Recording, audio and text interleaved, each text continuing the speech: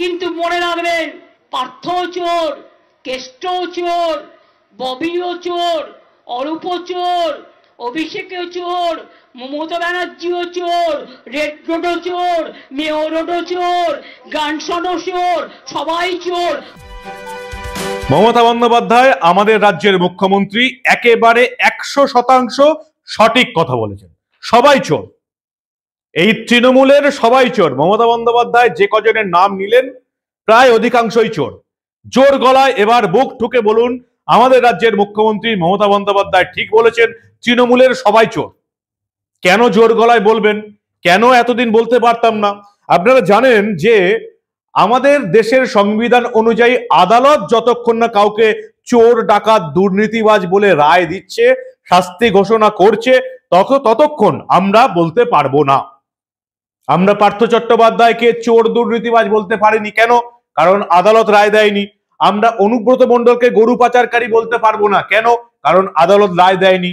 আমরা মমতা বন্দ্যোপাধ্যায় যাদের নাম এতদিন করলেন, স্বনামধন্য ভাইপোকে কয়লা চোর বলতে পারবো না, কয়লা ভাইপোই বলতে হবে, চোর বলতে পারবো না। কেন? কারণ দেশের সংবিধান অনুযায়ী আদালত রায় দেয়নি। কিন্তু এবার যদি আপনারা আমাদের রাজ্যের, আমরা যাদেরকে ভোট দিয়ে এই রাজ্যে 3 বার ক্ষমতায় বসিয়েছি, সেই মমতা বন্দ্যোপাধ্যায়ের সরকারের কথা তো আপনাদের মানতেই হবে।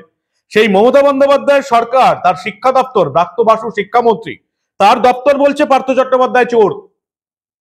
এবং মমতা বন্দ্যোপাধ্যায়ের পুলিশের কাছে মমতা বন্দ্যোপাধ্যায়ের শিক্ষা দপ্তর মমতা বন্দ্যোপাধ্যায়ের নেতাদের নামে অভিযোগ দায়ের করেছে চাকরি চুরি। কি বলবেন এবার? তাই এবার বুক ঠুকে বলুন, তৃণমূলের সবাই চোর। কি হলো আজ সবটা শোনাবো। এই গুরুত্বপূর্ণ প্রতিবেদন শেষ অবধি দেখুন। শুধু গুরুত্বপূর্ণই নয়, আমি আপনাদের কথা দিয়েছিলাম না যে আপনাদের দৈনন্দিন জীবনযাত্রা, যে জীবন যুদ্ধের মধ্য দিয়ে আপনারা প্রতিদিন যান, তার মধ্যে কিছুটা হলেও খবরের মধ্য দিয়ে আপনাদের মুখে হাসি ফোটানোর চেষ্টা করব। এই প্রতিবেদন তাদের জন্যই। এই গুরুত্বপূর্ণ এবং মজাদার প্রতিবেদন শেষ অবধি দেখুন। আমি মানব, দ্য নিউজ বাংলায় আপনাদের স্বাগত জানাচ্ছি। মমতা বন্দ্যোপাধ্যায় বলছেন পার্থ চোর, বালু চোর, সবাই চোর। এবার বুক ঠুকে বলুন, জোর গলায় বলুন, আপনি ঠিক বলেছেন রাজ্যের মুখ্যমন্ত্রী, মাননীয় ঠিক বলেছেন, তৃণমূলের এই সবাই চোর। কি হলো আজ? মমতা বন্দ্যোপাধ্যায়ের শিক্ষা দপ্তর মমতা বন্দ্যোপাধ্যায়ের পুলিশের কাছে, মমতা বন্দ্যোপাধ্যায়ের থানায় গিয়ে অভিযোগ দায়ের করলো উত্তরবঙ্গে চাকরি চুরির। কাদের বিরুদ্ধে? মমতা বন্দ্যোপাধ্যায় দলের নেতা, মন্ত্রী এবং যুব নেতাদের বিরুদ্ধে। পুরো কমেডি সার্কাস চলছে আমাদের রাজ্যে। আপনারা স্বীকার করুন আর নাই করুন, একেবারে কমেডি সার্কাস। 15 বছর আমরা ভোট দিয়েছি, 3 বার বিধানসভা ভোটে জিতিয়েছি, 11, তারপরে আবার জেতালাম 16-তে, তারপরে আবার জেতালাম 21-এ। আমাদের তবু শিক্ষাও হয়নি, চৈতন্যও হয়নি, আমাদের মা বোনেদেরও শিক্ষা হয়নি। তারা দেখছে 1000 টাকা, 1200 টাকা, লক্ষ্মীর ভান্ডার পাচ্ছি, অনেক টাকা, মমতা বন্দ্যোপাধ্যায় কি ভোট দিই। আর এই ভোটের চক্করে এই রাজ্যটা যে কোথায় পৌঁছে যাচ্ছে, সেটা এই বাংলার মা বোনদের মাথায় যবে ঢুকবে, তবে বাংলাকে আর বিপদ থেকে রক্ষা করা যাবে কিনা খুব সন্দেহ হলো। আসল কথায় ফিরে আসি। নিয়োগে দুর্নীতি কোথায় হয়েছে? উত্তরবঙ্গে। উত্তরবঙ্গে নিয়োগে দুর্নীতি হয়েছে, তাই পার্থ চট্টোপাধ্যায়, প্রাক্তন শিক্ষামন্ত্রী সহ বাকি তৃণমূল নেতাদের বিরুদ্ধে থানায় গেল ব্রাত্য বাসুর শিক্ষা দপ্তর এবং সেখানে তারা অভিযোগ দায়ের করলো। কোথায় অভিযোগ দায়ের হয়েছে? বিধাননগর উত্তর থানায়। এবং এই অভিযোগপত্রে নাম রয়েছে প্রাক্তন শিক্ষামন্ত্রী পার্থ চট্টোপাধ্যায়, যার পাশে দাঁড়িয়েছিলেন রাজ্যের মুখ্যমন্ত্রী মমতা বন্দ্যোপাধ্যায়। মমতা বন্দ্যোপাধ্যায় বলেছিলেন পার্থ চট্টোপাধ্যায়ের মতো সৎ লোক হয় না, পার্থ চোর। সেই মমতা বন্দ্যোপাধ্যায়ের শিক্ষা দপ্তরের শিক্ষামন্ত্রী ব্রাত্য বাসু, তার দপ্তর অভিযোগ করলো পার্থ চট্টোপাধ্যায়ের নামে বিধাননগর উত্তর থানায় এফআইআর করা হয়েছে। আর কার নাম আছে?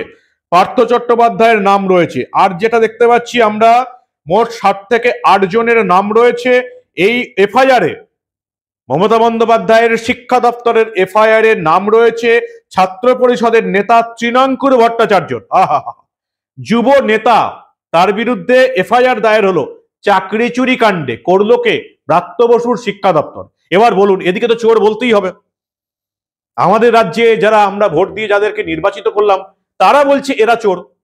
মমতা বন্দ্যোপাধ্যায়ের সরকার বলছে, মমতা বন্দ্যোপাধ্যায়ের দলের নেতা মন্ত্রীরা চোর, তাহলে আমরা বলতে পারবো না? কি বলুন?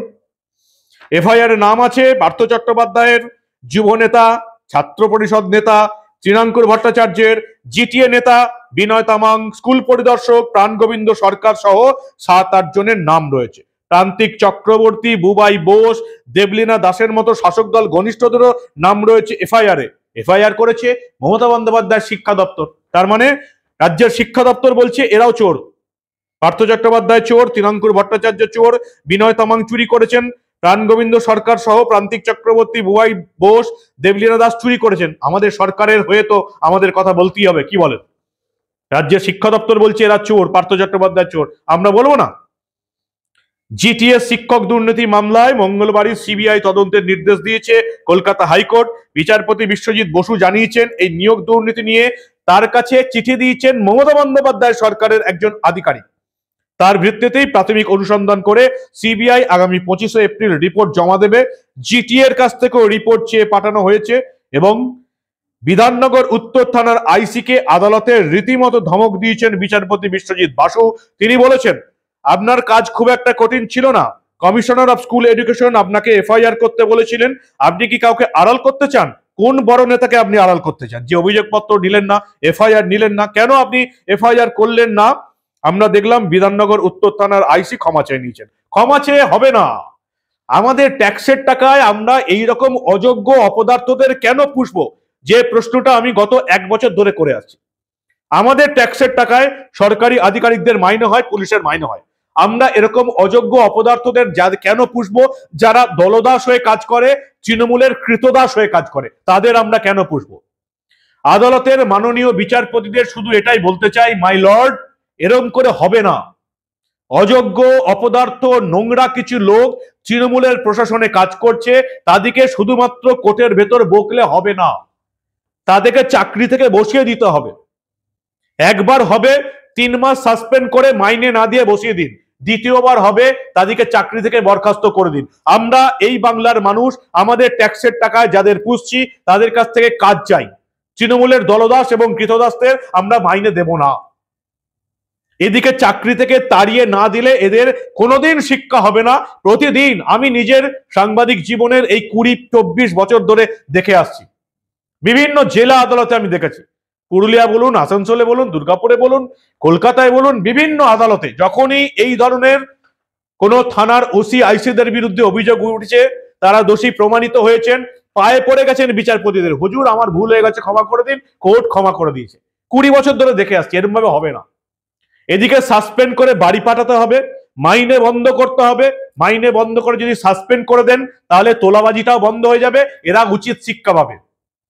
দুটো ঘটনা ঘটান আপনারা, মাই লর্ড, দুটো ঘটনা ঘটান। দুটো থানার ওসি বা আইসি কে এইভাবে সাসপেন্ড করে চাকরি থেকে সাসপেন্ড করে দিন, বাকি এই বাংলার সবাই শুধরে যাবে।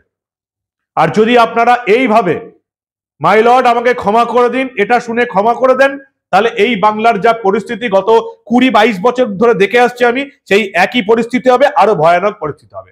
কারণ এই থানার অফিসার এবং ইনচার্জরা জানে পায়ে পড়ে যাব ধরা পড়লে, ব্যাস 7 খুন মাপ।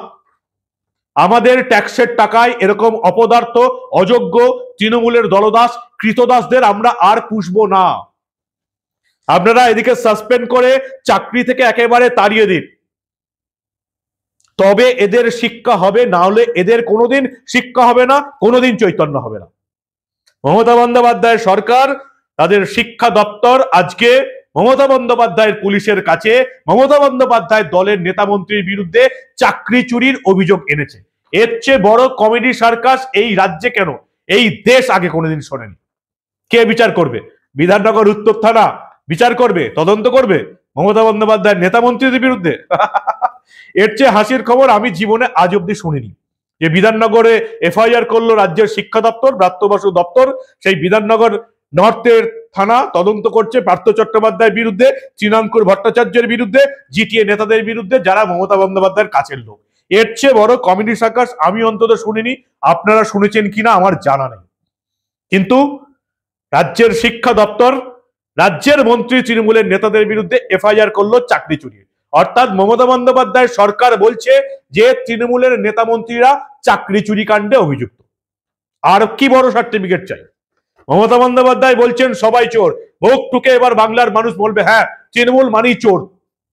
কারণ আমাদের রাজ্য সরকার এফআইআর করেছে রাজ্যের তৃণমূল নেতা মন্ত্রীদের বিরুদ্ধে যে তারা চাকরি চুরি করেছে, নিয়োগ দুর্নীতিতে চুরি করেছে।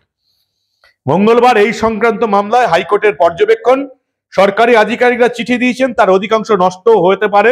সিবিআই কে ইমিডিয়েটলি তৎপরতার সঙ্গে তদন্ত অনুসন্ধান করতে হবে। জিটিএ কেও হলফনামা আকারে রিপোর্ট দিতে হবে, শিক্ষা দপ্তরকে রিপোর্ট দিতে হবে। উত্তরবঙ্গের পর এবার দক্ষিণবঙ্গেও চাকরি চুরি, নিয়োগ দুর্নীতিতে অভিযুক্ত তৃণমূল কংগ্রেস। যেখানে তৃণমূল সেখানেই চুরি আর দুর্নীতি। তবুও আমরা এই বাংলার মানুষ লক্ষ্মীর ভান্ডারের লোভে, পুজোর ৭৫,০০০ অনুদানের লোভে, সরকারি ছুটির লোভে, সরকারে কাজ করতে হয় না সরকারি কর্মীদের, যত পারেন ছুটি নিন। আর এই সমস্ত লোভে আমরা এই রাজ্য সরকারটাকে নিজেদের ব্যক্তিগত স্বার্থের জন্য ভোট দিয়ে যাচ্ছি। আমাদের মূল্যবান ভোটটা একটা অপদার্থ, জঘন্য, নোংরা সরকারকে ৩ বার দিয়ে এসছি বিধানসভায়। কি বলবেন আপনারা? সবই তো দেখছেন।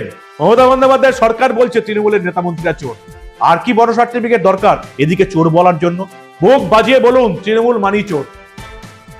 মমতা বন্দ্যোপাধ্যায় সরকার বলছে তৃণমূলের নেতা মন্ত্রীরা চোর। কি বলবেন আপনারা? এর চেয়ে বড় কমেডি সার্কাস গোটা ভারতবর্ষে আর কোনদিন দেখেছেন? আপনাদের গুরুত্বপূর্ণ এবং মূল্যবান মতামত জানান দা নিউজ বাংলার কমেন্ট সেকশনে। আর দেখতে থাকুন দা নিউজ বাংলা। আমরা এই ধরনের গুরুত্বপূর্ণ এবং মজাদার প্রতিবেদন চেপে রাখতে দেব না।